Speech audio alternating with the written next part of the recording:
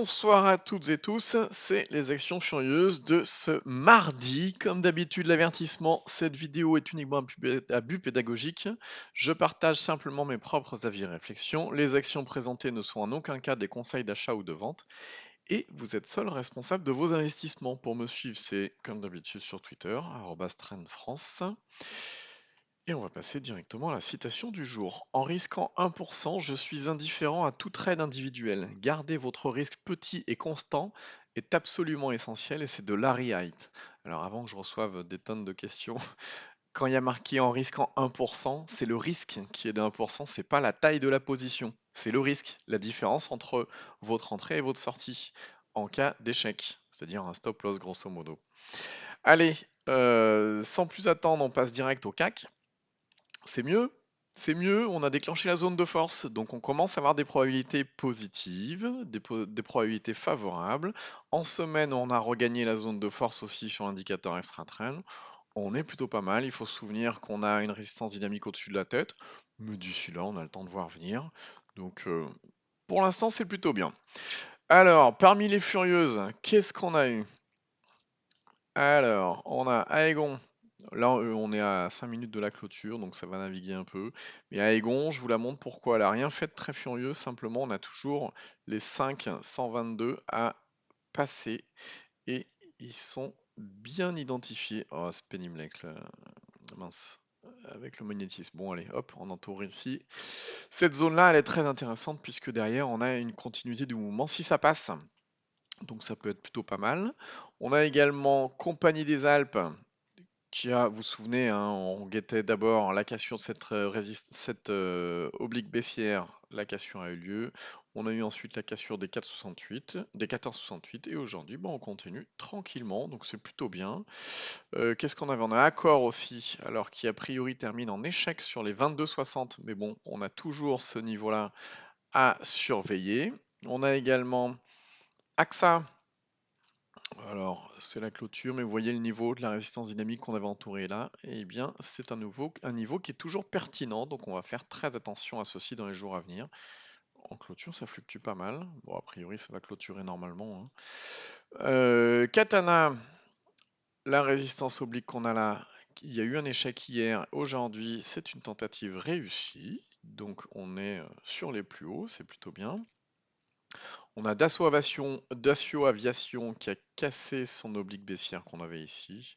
On la suit effectivement depuis un moment et on guettait également le retour en zone de force qu'on avait ici, la cassure de la résistance dynamique, ça a été fait, derrière consolidation, des bougies de plus en plus petites, une oblique baissière qui se met en place et boum, ça part. On a également Eramet, pourquoi je vous la montre?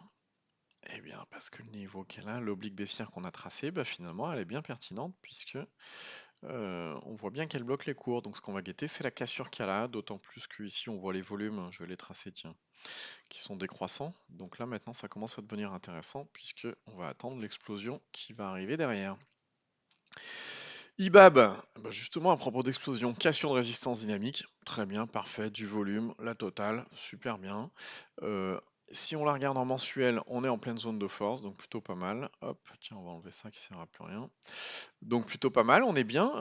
IBAB, c'est bien. Alors si vous ne l'avez pas pris cette entrée, ce qui est important, c'est surtout de ne pas se jeter dessus, puisque là on a une bougie très étendue. On va attendre la consolidation qu'il y a derrière, on va attendre une petite bougie, qu'on va attendre que la volatilité se calme, que les volumes se calment, etc. Et puis on cherchera un point d'entrée plus tard. Kinépolis, cassure de l'oblique baissière qu'on avait tracé ici et de la résistance dynamique. Donc plutôt bien. On a aussi, alors OCI, on avait ce niveau-là qu'on avait tracé. Il y a eu un échec hier et aujourd'hui, malgré tout, c'est passé. Alors les volumes sont pas dingues hein, quand même. Faut faire attention. Surtout ce qu'il faut surveiller, et on l'avait entouré ici, c'est la concordance des trois signaux qu'on a là, les derniers plus hauts, l'oblique baissière qu'il y a là et la résistance dynamique. Donc là, ce niveau-là, il commence à être important. Ça risque de passer peut-être avec, j'allais dire perte et fracas, peut-être avec puissance, puisque il y a quand même trois signaux très rapprochés à casser. Ça peut se faire en une journée s'il y a de la puissance derrière. SES, il s'est rien passé, mais pourquoi je vous la montre? Parce qu'on a une petite bougie ici, on a toujours ce niveau-là à surveiller, puis derrière il y aura quand même la résistance dynamique à laquelle il faudra faire attention. On a SMCP qui se rapproche de sa résistance dynamique et de son oblique baissière qu'on a ici. SMCP, ce qui est intéressant, regardez, si on se met en bougie semaine et qu'on affiche sur l'indicateur extra trend la résistance court terme, eh bien c'est encore la résistance court terme qui nous a bloqué. Donc on va vraiment surveiller ce niveau-là, il est intéressant.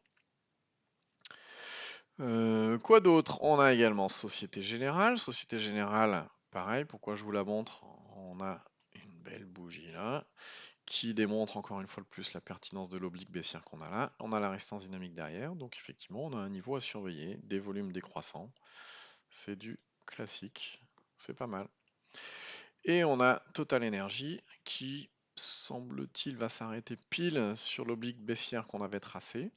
Donc intéressant à regarder pour demain. Pareil, c'est pas des volumes de fou hein, aujourd'hui. Il y a beaucoup de valeurs qui n'ont pas eu des volumes de fou, donc il faut se méfier malgré tout. Mais bah, je vous le rappelle, hein, le CAC, malgré tout, a déclenché sa zone de force. Donc on est bien. Et effectivement, là on voit, les volumes sont pas dingues, hein. Donc voilà, grosso modo, comme d'habitude, pour télécharger l'indicateur Extra Trend, soit vous tapez Extra Trend dans Google, soit vous allez sur le site indicator.net. S'il vous plaît, n'hésitez pas à laisser un commentaire sympathique. Et puis, bah, il suffit, si vous découvrez la chaîne, il suffit de cliquer sur s'abonner et sur la petite cloche pour être alerté tous les soirs quand je publie la vidéo, c'est-à-dire aux alentours de 18h. Vous serez alerté en temps réel. Sur ce, je vous souhaite à toutes et tous une bonne soirée. Je vous dis à demain.